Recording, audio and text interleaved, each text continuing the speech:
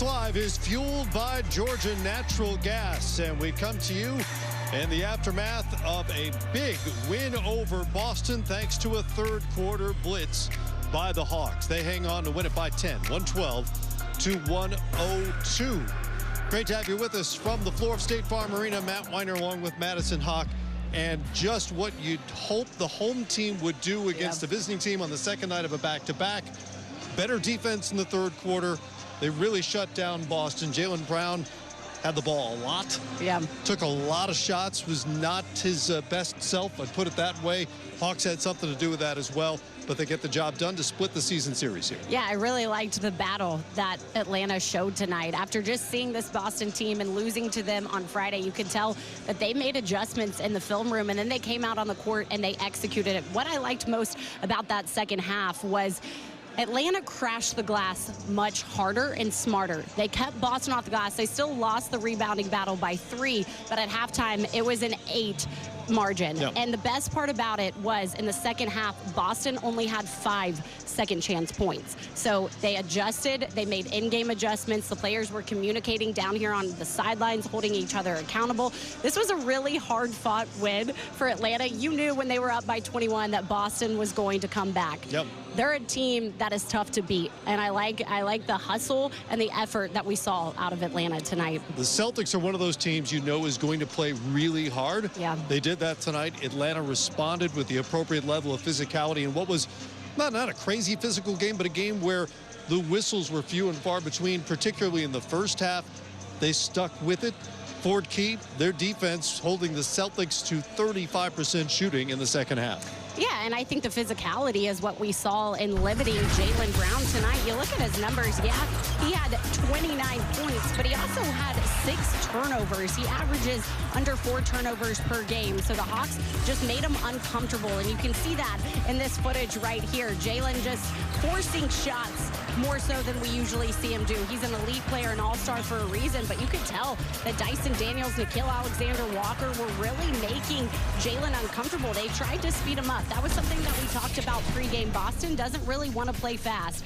They are last in the NBA when it comes to pace of play, but I thought Atlanta did a really good job just making them overall uncomfortable, and that started with Jalen Brown. With Jason Tatum out tonight, you could tell that Brown's mentality was he was going to get his, so he forced a lot of shots, didn't all go in. It still ended up with 29 points, but I thought Atlanta did a really good job in containing Brown and not letting him go off. It's not very often an opposing star player comes to your gym, scores 29, nearly has a triple-double, and you feel really good about it defensively, but the Hawks should, because the 29 points came on 29 shot attempts. And it's better than 41, right? What's that? It's better than 41. It's a lot better than 41. That is true. And I don't remember the shot attempts, but it was a lot more efficient. The 41 was back in January. Dyson Daniels, a little of everything, very much a Dyson Daniels sort of game in terms of both ends of the floor. A little scoring opportunistically and some playmaking. Yeah, we say when Dyson is out now, you really feel his absence, not only on the defensive end like we're used to, but offensively now as well. Just look at how aggressive he was being. I love that play right there where he looked down, saw where his feet were, backed up, and knocked down that three-point shot. But he was running the floor. This slam dunk was awesome. Good job by Jalen Johnson just being patient in transition and finding Dyson Daniels. But what he has been able to do, his aggressive decision-making down the stretch of games, I don't think we're talking about it enough. Dyson is putting on a show right now, and the way he's really managing the offense as well. I'm impressed with the way Dyson is playing on both ends of the floor, but tonight he had a hard task in trying to slow down and defend Jalen Brown. He didn't just stop on the defensive end. He was bringing it offensively as well, finishing with 18 points. You know, this is a really interesting roster in that there's not a true point guard in the rotation. But they miss Dyson Daniels' playmaking when he's not on the floor, and you saw some of that Saturday night as well. And I believe that's the 3rd time this month he's knocked down 2 threes in a single game. That hadn't happened since April of last year, prior to March. FanDuel Revisit, Onyeka Okongwu with a breakout night. Did I win this one? You tell me. Hey, my picks are rolling right now, guys. I'm just going to say I'm picking with a lot of confidence right now. Thank you, Onyeka Okongwu, and what you were able to do tonight. How much fun was he? The 20 points and 10 rebounds. But what I love best from O are those 3 steals that he had tonight. I was talking to the coaching staff during one of the huddles, and they said that they were challenging Onyeka defensively to hedge harder. Felt like he was getting stuck on the ball screens. He answered that call down the stretch of the third quarter and brought it into the fourth quarter.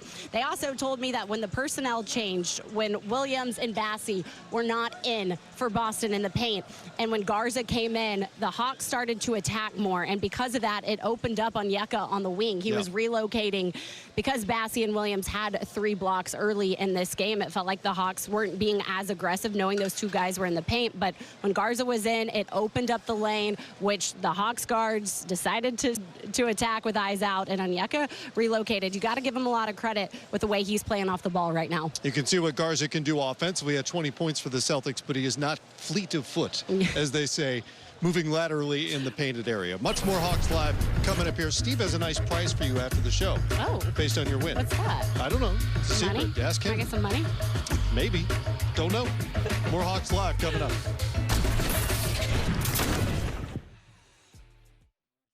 Coach has got to feel good to be able to get revenge on the team that you were so close to beating the last couple of days. Just talk about the effort and the energy that your team displayed tonight. Yeah, I think, as much as anything, have great respect for their team.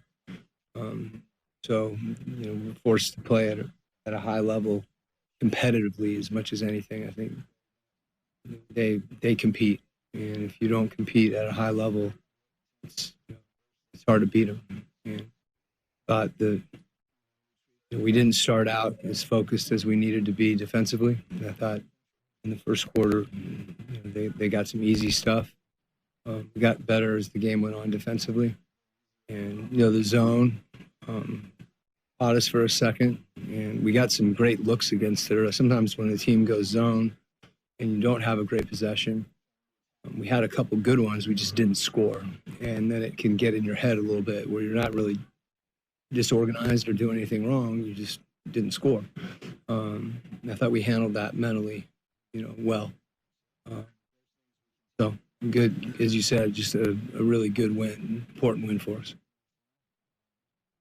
Coach, in the beginning of the season, Dyson Downs was shooting historically bad. What has been the difference, especially in this winning streak, to his approach to the game and his offensive game specifically? I think, he's just shooting. You can't make him if you don't take him. And as much as anything, everybody's got confidence in him taking that shot. So just getting spaced, I think, just his preparation, is getting him ready to shoot where he's not passing anything up. And if he doesn't feel comfortable shooting in a given possession, that's okay too. He can make other plays. We've seen him do that as well. So I don't want Dyson to overthink it. I think that's the biggest, issue for any player. You kind of obsess about something, and he's not doing that. Didn't feel that tonight. And every time you look at his plus minus, he leads our team in plus minus, whether he's shooting or not. So, like I said, I don't want to overthink it on his behalf, and I don't want him doing it either. Similar vein, efficient shooting night for O. Just how did he kind of get the right spacing or rotate it out to get open so that guys could find him? Yeah, I think, I mentioned it's similar to Dyson. I think the spacing is everything. When you space early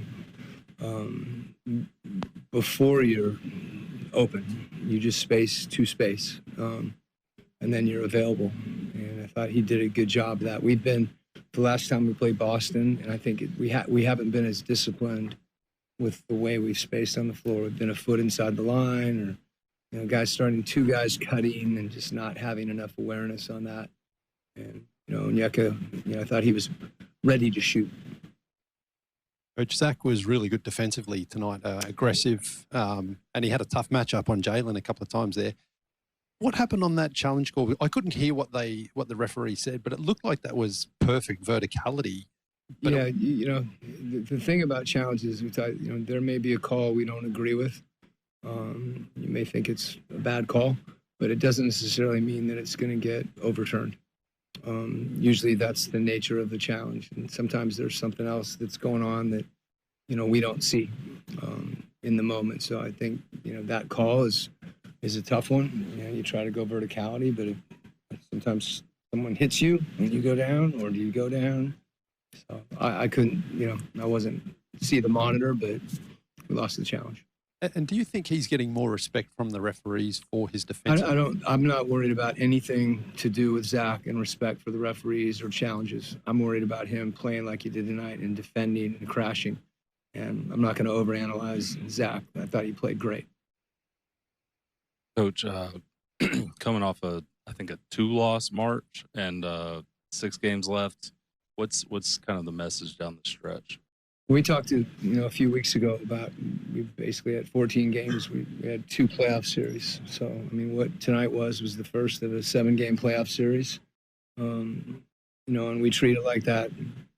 Every game is essential, and we know what we're up against, and it hasn't been an easy road for us. We just want to continue to play well, and I still think to get better. All these games, tonight was a good example. And early in the game, we started trying to attack a shot blocker at the rim, and it didn't work out for us. That's got to click sooner. It did click eventually, and our transition defense wasn't quite as good as it needed to be. I think we fouled a few times. So if there's things we can take from every game, you don't have time to practice them, but you can watch them on film. Sometimes.